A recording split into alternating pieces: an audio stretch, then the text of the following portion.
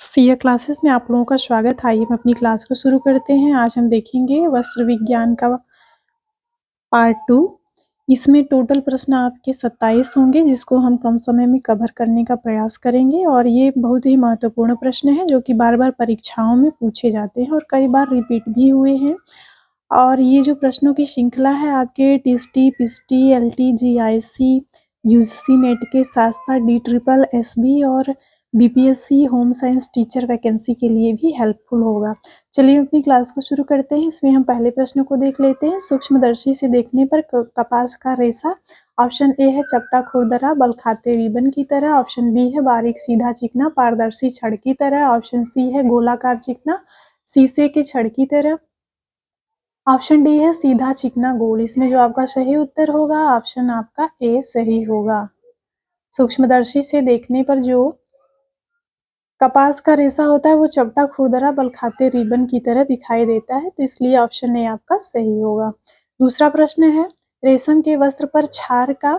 Option A है प्रत्यक्ष रूप से कोई प्रभाव नहीं पड़ता। ऑप्शन बी है रेशे कमजोर हो जाते हैं। ऑप्शन सी है रेशे रंगहीन हो जाते हैं। ऑप्शन डी है रंग खराब हो जाता है तथा धीरे धीरे धुल जाता है। तो इसमें जो आपका सही उत्तर होगा ऑप्शन डी आपका सही होगा।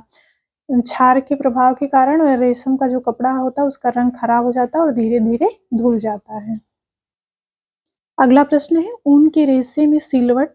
ऑप्शन ए है शीघ्रता से पड़ जाती है। ऑप्शन बी है शीघ्रता से नहीं पड़ती। ऑप्शन सी है देर से पड़ती है तथा इस्त्री से हटती है। ऑप्शन डी है बिल्कुल नहीं पड़ती। तो इसमें जो आपका सही उत्तर होगा ऑप्शन डी आपका सही होगा।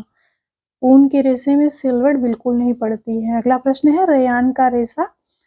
ऑप्शन ए है गीली अवस्था में अधिक शक्तिशाली होता है। ऑप्शन बी है सूखी अवस्था में अधिक शक्तिशाली होता है। ऑप्शन सी है गीली और सूखी दोनों अवस्थाओं का कोई प्रभाव नहीं पड़ता है। ऑप्शन डी है इनमें से कोई नहीं। तो रेयान का जो रेशा होता है वो सूखी अवस्था में अत्यधिक शक्तिशाली हो जाता है, इसलिए बी ऑप्शन आपका सही होगा। ऑप्शन बी आपका सही होगा। अगला प्रश्न है सबसे अधिक प्रत्यास्थता पाई जाती है। ऑप्शन ए है रेशम में। ऑप्शन बी है लिनन में। ऑप्शन सी है कपास में। ऑप्शन डी है ऊन में। तो जो सबसे अधिक प्रत्यास्थता पाई जाती है वो किसमें पाई जाती है? ऊन में पाई जाती है, इसलिए डी ऑप्शन आपका सही होगा। अगला प्रश्न है प्राकृतिक रेशों में सबसे लंबा हल्का आकर्षक रेशा है। ऑप्शन ए है कपास। ऑप्शन बी है लिनन। ऑप्शन सी है रेशम। ऑप्शन डी है ऊन। इसमें जो आपका सही उत्तर होगा ऑप्शन सी आपका सही होगा। प्राकृतिक रेशों में सबसे अधिक लंबा हल्का आकर्षक रेशा जो होता है वो रेशम होता है। अगला प्रश्न है कपास के रेशे ताप के। ऑप्शन ए अच्छे संवाहक होते हैं। ऑप्शन बी है कुसंवाहक होते हैं। ऑप्शन सी है इनमें से कोई नहीं। ऑप्शन डी है उपरोक्त दोनों में। इसमें जो आपका सही उत्तर होगा वो ऑप्शन ए आपका सही होगा। कपास का जो रेशे होते हैं या रेशा होता है वो ताप का अच्छा संवाहक होता है, जिसके कारण गर्मियों में इसका बहुत ज्यादा उपयोग किया जाता है। अगला प्रश्न है प्राकृतिक रेशे में सर्वाधिक मजबूत रेशा है। ऑप्शन ए है कपास। ऑप्शन बी है लिनन। ऑप्शन सी है रेशम। ऑप्शन डी है ऊन।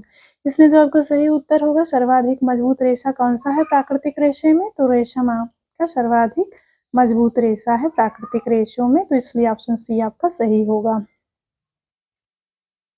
अगला प्रश्न है सर्वाधिक मजबूत रेशा है। ऑप्शन ए है रेयान। ऑप्शन बी है रेशम। ऑप्शन सी है कपास। ऑप्शन डी है ऊन। इसमें जो आपका सही उत्तर होगा ऑप्शन बी आपका सही होगा। सर्वाधिक मजबूत रेशा कौन सा है? रेशम का होता है। अगला प्रश्न है एस्बेस्टस की सूक्ष्मदर्शी संरचना होती है। ऑप्शन ए है सीढ़ी के समान। ऑप्शन बी है चमकता हुआ सीधी छड़ जैसा। ऑप्शन सी है रिबन जैसा।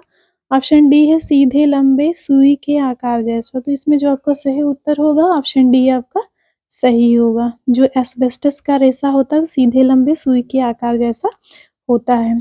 अगला प्रश्न है ये रेशे जंग अवरोधक अम्ल क्षार सिद्ध एवं अज्वलनशील हैं। ये रेशे जंग अवरोधक अम्ल क्षार सिद्ध एवं अज्वलनशील है। ऑप्शन ए है कपास। ऑप्शन बी है नायलॉन। ऑप्शन सी है रेशम। ऑप्शन डी है एस्बेस्टस। इसमें जो आपका सही उत्तर होगा ऑप्शन डी आपका सही होगा। जो एस्बेस्टस का रेशा होता है वो क्या होता है? जंग अवरोधक होता है, अम्ल क्षार सिद्ध होता है और इसमें आग नहीं पकड़ती है, इसलिए जो अग्निशमन कर्मचारी होते हैं उनका जो वस्त्र होता है उसमें एस्बेस्टस का प्रयोग किया जाता है।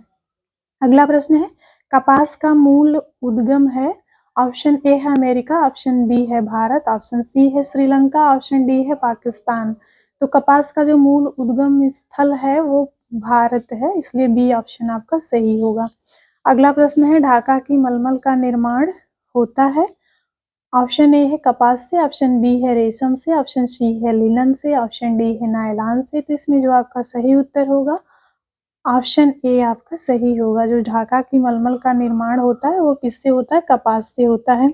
अगला प्रश्न है कपास के उत्पादन में सर्वप्रथम स्थान है। ऑप्शन ए है अमेरिका, ऑप्शन बी है भारत, ऑप्शन सी है चीन, ऑप्शन डी है बांग्लादेश। तो कपास के उत्पादन में सर्वप्रथम स्थान किसका है?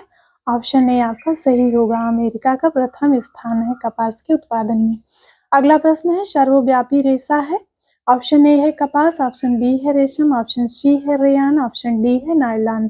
सर्वव्यापी का मतलब होता है जो सर्वत्र पाया जाता है या सब जगह पाया जाता है, उसको हम सर्वव्यापी रेशा कहते हैं। तो इसमें जो आपका सही उत्तर होगा ऑप्शन ए आपका सही होगा, क्योंकि कपास का ही ऐसा रेशा है जो सर्वत्र पाया जाता है, तो इसलिए ऑप्शन ए आपका सही होगा।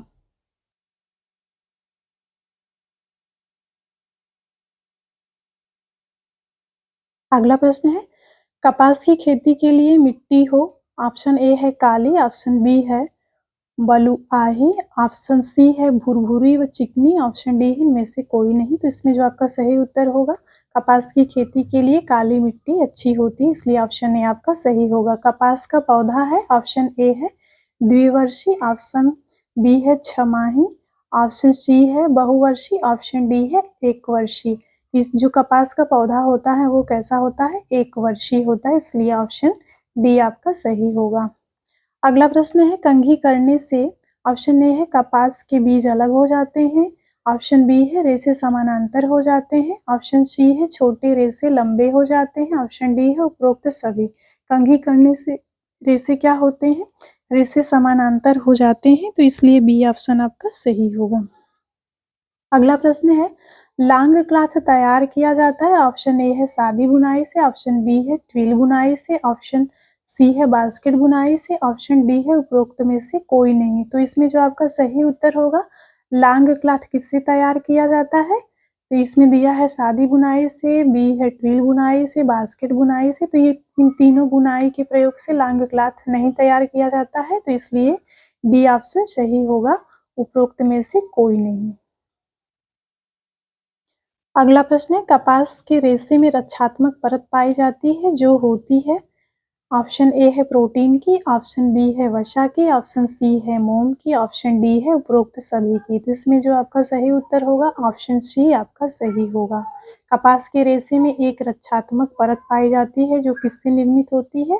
मोम से। तो सी ऑप्शन आपका सही होगा। कपास के रेशे पर स्थैतिक विद्युत प्रभाव, ये प्रभार दिया है लेकिन यहाँ पर प्रभाव होना चाहिए। ऑप्शन ए है बनाता है, ऑप्शन बी है नहीं बनाता है, ऑप्शन सी है उपरोक्त दोनों, ऑप्शन डी है इनमें से कोई नहीं। तो इसमें जो आपका सही उत्तर होगा ऑप्शन बी आपका सही होगा, क्योंकि स्थैतिक विद्युत प्रभाव कपास के रेशे में नहीं बनता है। स्थैतिक विद्युत प्रभाव क्या होता है? जिसमें हल्का सा रगड़ पड़ने पर जो आसपास के छोटे छोटे कण होते हैं वस्त्र में चिपक जाते हैं या फिर चिंगारी के जैसे निकलने लगता है, उसी को ही कहते हैं स्थैतिक विद्युत प्रभाव, जो नायलॉन वगैरह के वस्त्र में ज़्यादा होता है। अगला प्रश्न देख लेते हैं लिनन के रेशे का सर्वाधिक उत्पादन होता है। ऑप्शन ए है रूस में, ऑप्शन बी है स्विट्जरलैंड में, ऑप्शन सी है आयरलैंड में, ऑप्शन डी है भारत में। तो लिनन के रेशे का सर्वाधिक उत्पादन जो होता है आपका रूस में होता है, तो इसलिए ए ऑप्शन आपका सही होगा। लिनन की भूमि कहा जाता है। ऑप्शन ए है मिस्र को, ऑप्शन बी है आयरलैंड को, ऑप्शन सी है रूस को, ऑप्शन डी है भारत को। तो लिनन की भूमि किसको कहा जाता है? हम सभी लोग जानते हैं मिस्र को लिनन की भूमि कहा जाता है, इसलिए ऑप्शन ए आपका सही होगा। अगला प्रश्न है सर्वोत्तम श्रेणी का लिनन प्राप्त होता है। ऑप्शन ए है अमेरिका से, ऑप्शन बी है मिस्र से, ऑप्शन सी है पाकिस्तान से, ऑप्शन डी है आयरलैंड से। तो जो सर्वोत्तम किस्म का या श्रेणी का लिनन होता है वो आयरलैंड से प्राप्त होता है, इसलिए डी ऑप्शन आपका सही होगा। अगला है उत्तम कोटि के लिनन के रेशे की प्राप्ति होती है। ऑप्शन ए है नीले फूल वाले फ्लैक्स के पौधे से, ऑप्शन बी है सफेद फूल वाले फ्लैक्स के पौधे से, ऑप्शन सी है उपरोक्त दोनों से, ऑप्शन डी है उपरोक्त में से कोई नहीं। तो इसमें जो आपका सही उत्तर होगा, उत्तम कोटि के जो लिनन के रेशे होते हैं वो किस तरह के फूल वाले फ्लैक्स के पौधे से प्राप्त होते हैं, तो वो आपके नीले फूल वाले फ्लैक्स के पौधे से प्राप्त होते हैं, इसलिए ऑप्शन ए आपका सही होगा। कंघी करने से, अगला प्रश्न है कंघी करने से, ऑप्शन ए है रेशे सुलझकर समानांतर हो जाते हैं, ऑप्शन बी है रेशों की चमक बढ़ जाती है, ऑप्शन सी है रेशे की पेक्टिन हट जाती है, ऑप्शन डी है उपरोक्त सभी। कंघी करने से क्या होता है, रेशे सुलझकर समांतर हो जाते हैं, इसलिए आपका ए ऑप्शन सही होगा। लास्ट प्रश्न है लिनन के रेशे का रंग होता है, ऑप्शन ए है सफेद, ऑप्शन बी है नीला, ऑप्शन सी है भूरा, ऑप्शन डी है हल्का पीला। तो इसमें जो आपका सही उत्तर होगा ऑप्शन डी आपका सही होगा। जो लिनन के रेशे का वास्तविक रंग होता है वो कैसा होता है, हल्का पीला होता है, इसलिए ऑप्शन डी आपका सही होगा। आज की क्लास यहीं पे समाप्त करते हैं।